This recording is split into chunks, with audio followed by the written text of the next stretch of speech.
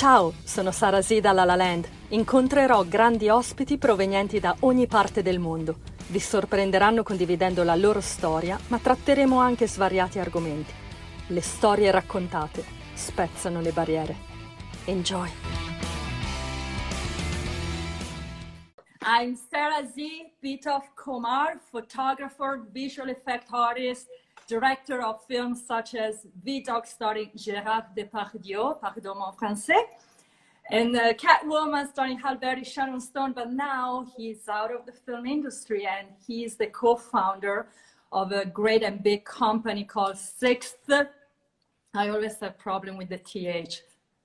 Sixth Sense VR, and they are distributing, producing content, virtual reality content for well-being, especially for meditation. And today, more than ever, we really need this to really be immersed in this ambience. But you're going to tell us more. Welcome to Hollywood, but you are in Hollywood. Yes, I'm in Hollywood, and I can actually see it's beautiful weather. And so I'm going to tell you, welcome to Miracle Mile. That's where I live. All right. That's my neighborhood. But let's not say anything. We never know. Maybe some stalkers, you know, like. So, Pitof, you started in France as a photographer, and then how was your path to come to LA? Yeah, it's a long path actually, because I really started as a photographer when I was a kid, and that's what my first dream was to do images, to do pictures, and so I really started with it as a kid. It was a black and white lab in my basement, taking photos and stuff. But of course, I was really attracted by the motion picture, the picture that moves. And rapidly, it was more about the storytelling than anything, and I wanted to be a director. So that's how I started. And then, I don't come from a family in the industry, so I had to walk my way. I mean, on a ladder and steps I didn't know how to. So I started in more of a technical stuff. So I started doing editing, and the fun thing actually, it was in 76. So in 1976, when I started to work as an apprentice editor on feature films, it was porn movies. So, it was, sorry, Peter? Movies, porn. Oh, really? Yeah. I didn't know that. Yeah, I know. Yeah, I know. So it was porn movies. So, I mean, that's because I knew a guy who was a genius guy, who was an editor. And so he proposed me to work with him as an apprentice to learn how to be a director and how to work in the industry. So I started my career in porn movies. So as an editor, and then and the guy who was my mentor and friend, his name is Gerard Depardieu, and then he became a director. So he took me as an AD, an assistant director. So, and same thing, I learned, everything on set with him and with the whole crew. And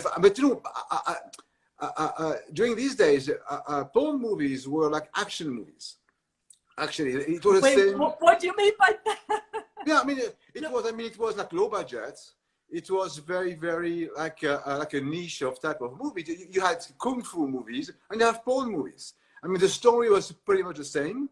So the whole thing is to justify why people would fight or would fuck. So, that's a good point, but I'm wondering, what were you editing?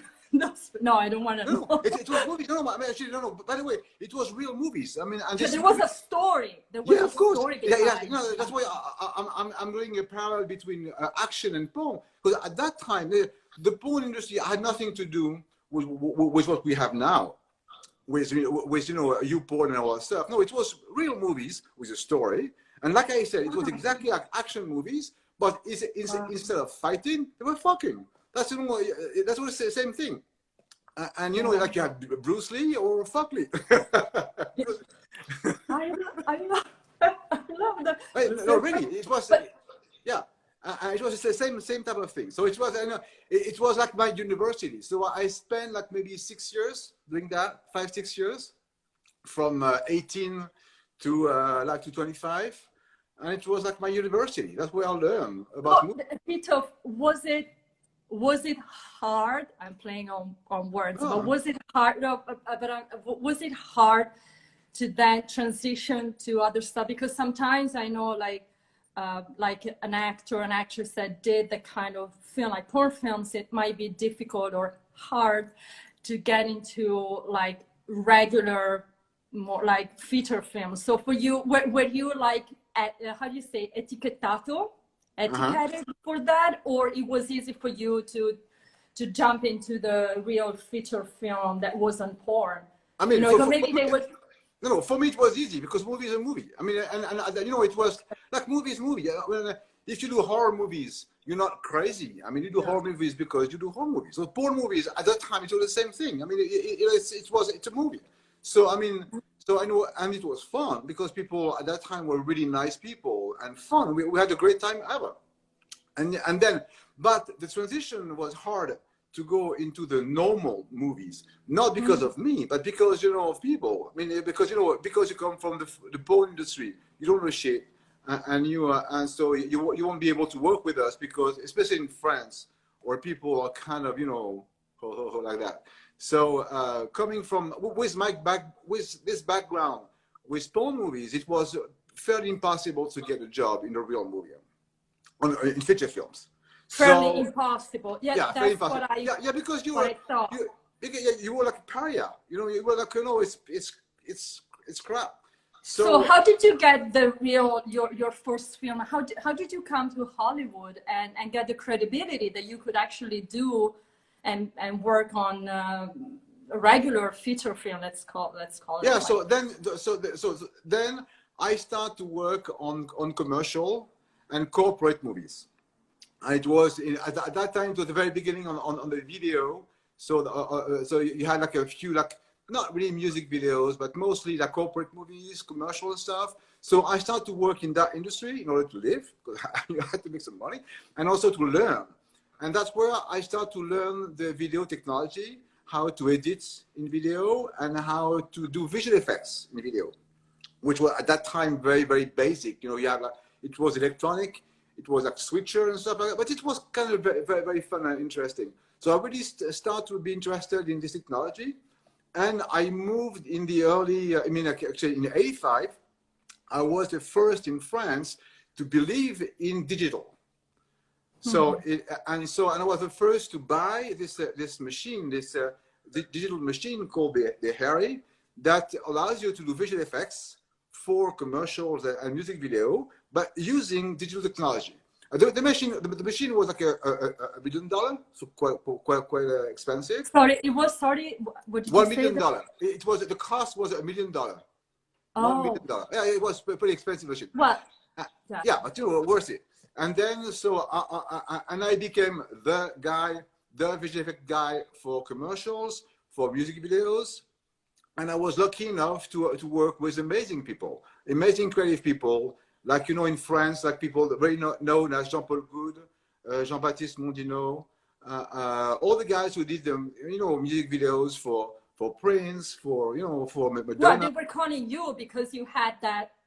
Yeah. I was the VFX guy, And so I've been doing a bunch of different things. I also work for TVs, to do the opening scene for TVs, or so I was lucky enough to really work with amazing people and a very, very broad type of work, actually, of type of work, which was like, but not movie. It was anything but movies.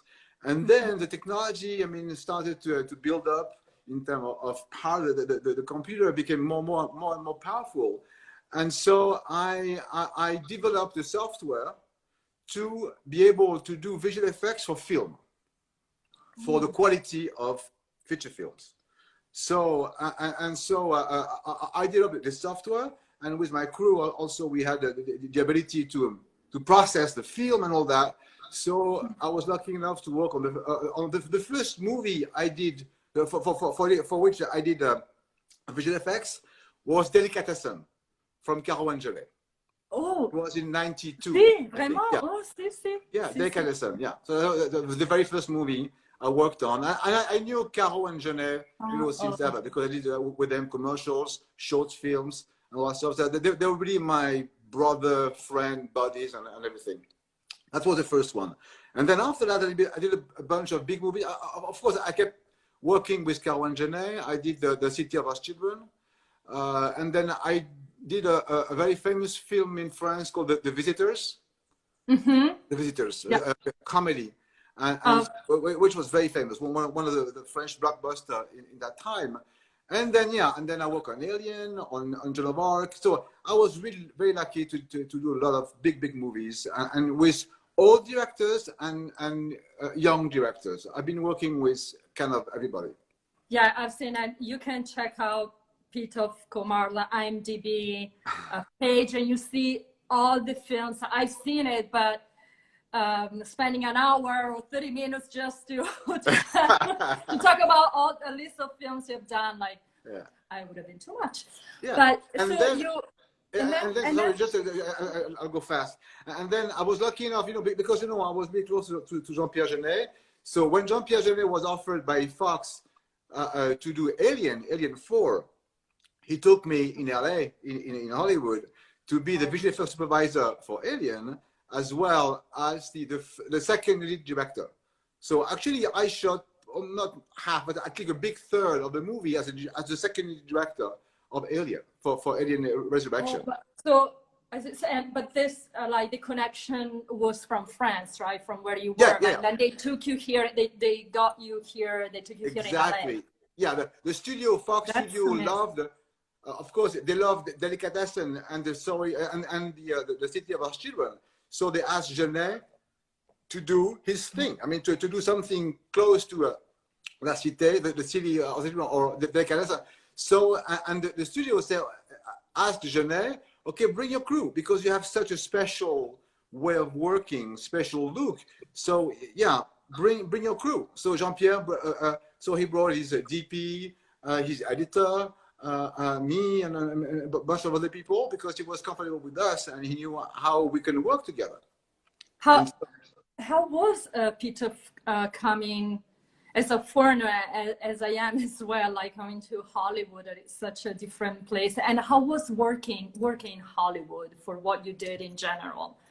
Yeah, it was amazing. I mean, so I had two different experiences in Hollywood. The first experience was with Alien, and it was like magical, because for us, especially coming from the visual effects world, shooting at Fox Studio and being in Hollywood doing an Alien fucking movie, it's fucking Alien. So fucking alien. Yeah, it was a dream, even though that was not my dream to come to Hollywood. I mean, my dream was to make movies. Where it was, I was not big with Hollywood. I mean, of course I love Hollywood movies, but it was not my goal to be in Hollywood. So, but being in Hollywood was of course extraordinary, and spending the whole year. I mean, we had an amazing crew, and so it was. I mean, in terms of of how you work with people, it's the same thing. Yeah, like people, the ambience, like the environment, or like the pressure, also the pressure. Yeah. So, but it's more being able to work with the studio and with the whole pressure that the studio gives you. But it was more or less the Jean-Pierre's problem to deal with the studio. I was working for Jean-Pierre, okay, within the studio, but my thing was to please Jean-Pierre and to make sure Jean-Pierre got what he wanted, and that was as well as a second director, as a visual supervisor. So really that the movie looks like how he wants it to be. Right. See, and everyone, as you said, you didn't ask for Hollywood or didn't want to come. You didn't think about it because you just wanted to make movies. But everyone dreams of Hollywood. When you were here, what did Hollywood mean to you?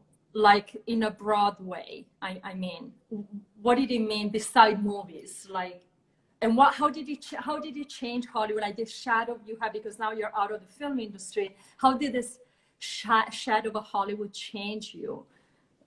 I mean, it was kind of, it has two sides. one horrible and one beautiful.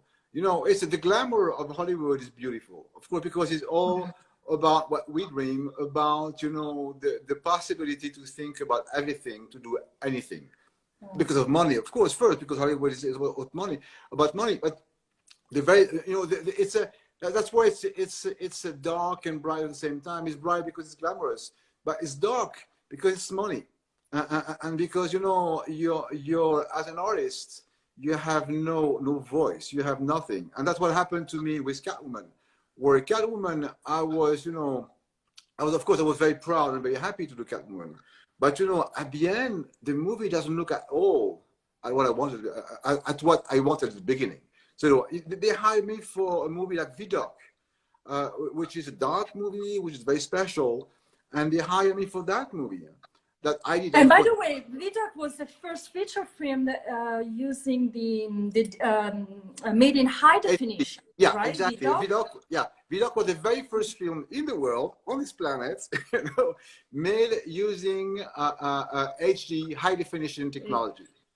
And you won, and I know you won many awards for that, for Vidocq. I had plenty of awards. The movie was really well acclaimed. And that, you know, all these kind of movies, people, some people loved it, and others like hated it because it was very special. But, you know, I like it. You know, I like to be on the edge. So I don't care to be loved by anybody, but by everybody. I mean, the whole thing is to do something that pleases you and that you love. And so if people love, I know that Vidocq, people, if they love it, they will love it. And so that makes me the happiest person on the planet. And if they don't like it, fine. You know, it's fine. Where Catwoman, it's a different thing, because Catwoman. So I've been kind of forced to do it in a sense where no, I'm forced. Of course, I did it and I wanted to do it. But, you know, at the very beginning, I was kind of free. I mean, they make me believe that I could do not exactly whatever I wanted, but that I would have some freedom, some artistic freedom. And so that's how I started. And you know, I wanted to reproduce the same experience we had with Genet on Alien. So I brought my production designer who worked on Vidocq, and Jean Rabas, and he's a French genius, and who worked as well on The City of Lost Children. He's the same production designer with a very strong soul. And so I brought Jean Rabas with me here to start to work on the movie. And so the script was going well and so on. I'm making the story short. Before it went well, it was bad, but whatever. So at some point, it was like pretty much like the dream. So I had my crew, part French crew and American crew. And then I started to work, you know, the pre-production, and so it was great. And suddenly we had this big presentation at the studio, and suddenly the studios, they changed their minds, and whatever we did was wrong. Completely. So what you presented, like the first view of Catwoman, no, you wanted something different? Totally, yeah, but we were in pre-production, so nothing was shot or anything. It was all about design, all about the script. It was way before. I mean, you know, it was 4 months before shooting, so it was where we were in pre-production. And when they saw where we were at, they the big boss of Warner Brothers just freaked out and say, I don't want that. Go back to where it was before, where it was totally different.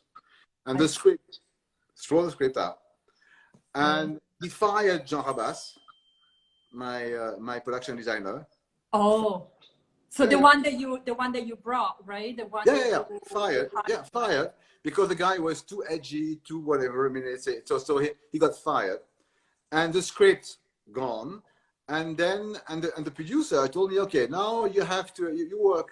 I will send you pages of script, and you prep it. You do storyboard, you do whatever the fuck you want, but you prep it. And I, as a producer, I will take care of the script with the studio. So then I was like screwed. I was fucked because, you know, I didn't have any word on anything. La seconda parte continua nel prossimo episodio.